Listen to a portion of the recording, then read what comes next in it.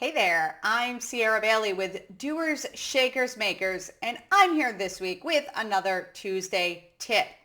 All right, so this one is not as much of a tip as it is an explanation, a definition, and an understanding of why you need to know this.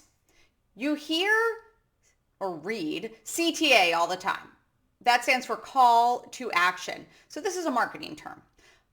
Want to know why it's important? Because oftentimes, especially those of us who are talented tiny business owners and not trained in marketing, tend to forget to tell people what to do when they are done taking in our social media post, hanging out on a page on our website, perhaps enjoying some of our content.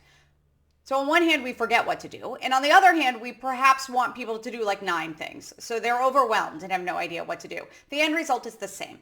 The people that you're reaching don't necessarily know what the action that you want them to be taking is. That's why call to action is so important. It has its own little whatever, I can't remember whatever the abbreviation. Okay, so call to action. You're trying to get people to respond with an immediate response.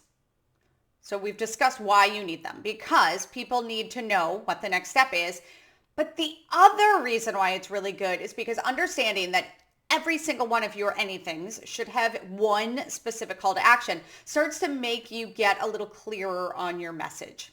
I mean, I am just as much, if not more, at fault than the next guy that I do so many things and I talk about so many things that sometimes I'm like, sign up for my email, watch my video, take my workshop, do this, do this, do this. Sometimes all in one post. So it gets a little overwhelming because people may get to the end of whatever I'm talking about and not know specifically what they're supposed to be doing, where I want them to go.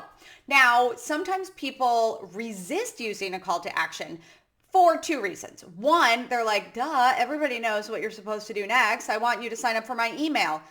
You know, because you're familiar with your messaging, but it may not be clear to a random person stumbling upon a random page in your website. And the other is that we think that it's obnoxious. I will say that it reminds me so much of everybody resists the pop-up email collector on your website. It is known that this increases your conversion for people visiting your website to signing up for emails by an outstanding percentage. But most people think, most talented tiny business owners, not people from marketing backgrounds, no, I don't want to be a bother. I don't want to annoy people. I don't want them to feel like I'm pushing. Well, guess what? If somebody has gone through the effort of Googling you or clicking on your ad or following you on social media, they want to know what you're talking about, selling, providing, whatever.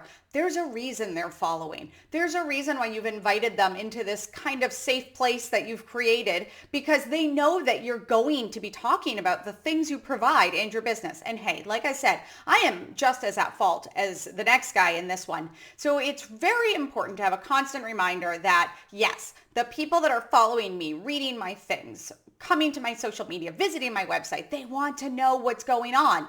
And once we tell them what's going on, it is only kind and polite of us to let them know the next step that we want them to take. Sure, this takes them maybe into a sales funnel, or it helps them perhaps make a purchase, but this is especially coming from art school, it is okay to sell your art and it is okay to make a living from what you're doing. You understand that. That sounds great. You're like, yeah, obviously, thank you. But really, I am telling you this and reminding you this because a lot of people still have a barrier to charging for what they're doing and feel bad about it. So by telling yourself, I just need to have a call to action, that may help you deal with that a little bit. Now, where should you be using your call to action once you've tried to get over the psychology of being annoying, which you're not, and understanding that you need to be clear? Well, you should have that everywhere. A great example is on your website. You would have a buy now, sign up, purchase, get my service, whatever. That's a call to action. So obviously on your website, have buttons in there. One of my favorite writers about psychology in shopping is Paco Underhill. He's one of the originators on it. Why We Buy, one of my favorite books ever. The Science of Shopping. So he was the first person to have a company that actually would go into a store and do secret shopping and start assessing situations. And he brought up a few things that I love and have stuck with me for like decades now. One is the butt brush method. You're not going to bend over in an aisle in a store or at a show or anywhere. If you think somebody's going to brush against your butt, you're just not going to lean over. The other is that if you have your arms full of things in the middle of the store and can't easily find a shopping basket, you're going to just leave because you can't carry any other things. Whereas if a shopping basket was at the end of every single aisle, you would just dump the stuff in there and keep going. So there are a few psychological things into the call to action. One, in the middle of your website, if somebody's like, I just want to buy, maybe you have a lovely sales page that's talking about a service or something like that. And people are like, I just want to buy it. Have a button in there that they can just go to the bottom of the page and buy it. Make the process easy for them. Show them where the action is before they wander off. And my goodness, no matter what, have a button on that website page that makes it that they know what you want them to do. Do you want them to sign up for your email? Are you just collecting email addresses? Do you want them to be subscribing to your blog or your podcast or something? Call to action. Do you want them to be buying your product? Buy now. Call to action. Put in shopping cart. Check out. Call to action. Do you want them to be joining your membership group, subscribing to your services, or signing up for your services? Call to action. Website, buttons, key. Social media posts. At the bottom of your post, let them know what to do. Oh, do you like this?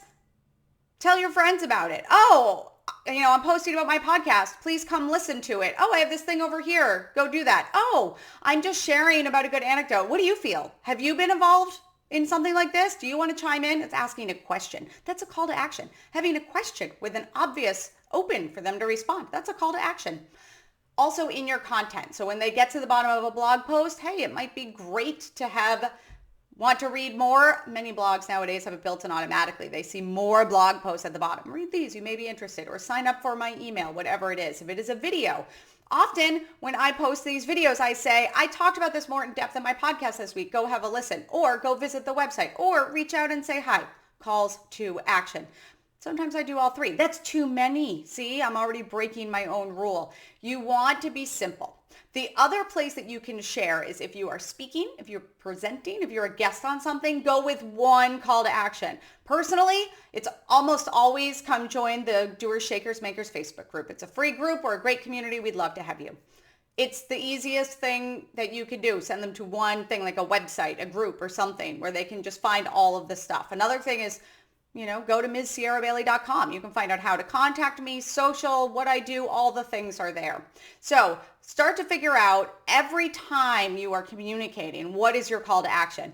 I do want to remind you that you shouldn't be necessarily selling in these call to actions. So every time that you're posting and talking and doing things, it shouldn't be buy my thing. Sometimes it is just, oh, hey, I have a free, video channel. You can find it on Facebook or YouTube.